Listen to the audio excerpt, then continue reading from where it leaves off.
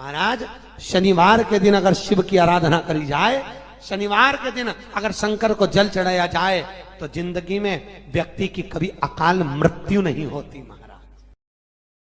अपने बच्चों को जो एक लोटा पकड़ाकर मंदिर भेज रहे हो, आप अपने बच्चों को एक बेलपत्र चढ़ाने के लिए जो मंदिर भेज रहे हो, आप अपने बच्चों को एक चावल का दाना चढ़ाने के लिए मंदिर भेज रहे हो, आप अपने बच्चों को, घर की बहुओं को, बेटियों को, बच्चों को एक लोटा जल लेकर भगवान के अगर मंदिर भेज रहे हो तो ये अंदाजा लगा कर रखना, जिसने अपने बच्चों को मंदिर का रास्ता दिखाया है उसके घर के बच्चे कभी अपने बूढ़े माँ बाप को वृद्धाश्रम का रास्ता नहीं दिखाएंगे, ये निश्चित।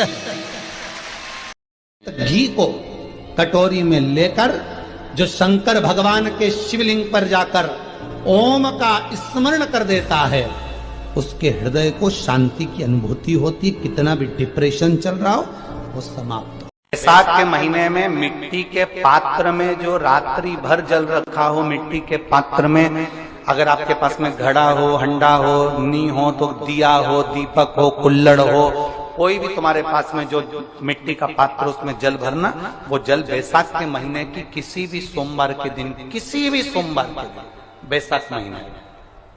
या किसी प्रदोष के दिन या बैसाख महीने के शिवरात्रि के दिन, वो मिट्टी के पात्र का जल अपने घर के प्रत्येक व्यक्ति का स्पर्श कराकर उस मिट्टी के पात्र के जल को तांबे के पात्र में डाल लीजिए और घर के प्रत्येक व्यक्ति का स्पर्श करा लीजिए और शंकर भगवान पर कुंदकेश्वर महादेव के नाम से समर्पित करिए। कुंदकेश्वर महादेव, कभी जीवन में पीछे पलट कर देखने की जरूरत नहीं पड़ेगी, आप उन्नति की सीढ़ी की ओर बढ़ते चले जाओ। बेलपत्र की जड़ को घिसकर शिव चंदन बनता है, पर शंकर भगवान को सर्वाधिक प्रिय है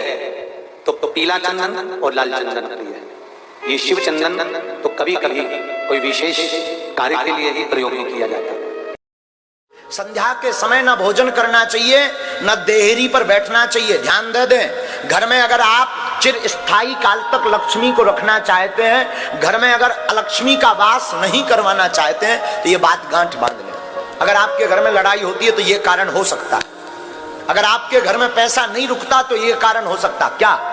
आप अपने घर में संध्या काल को या तो झाड़ू लगाते होगे,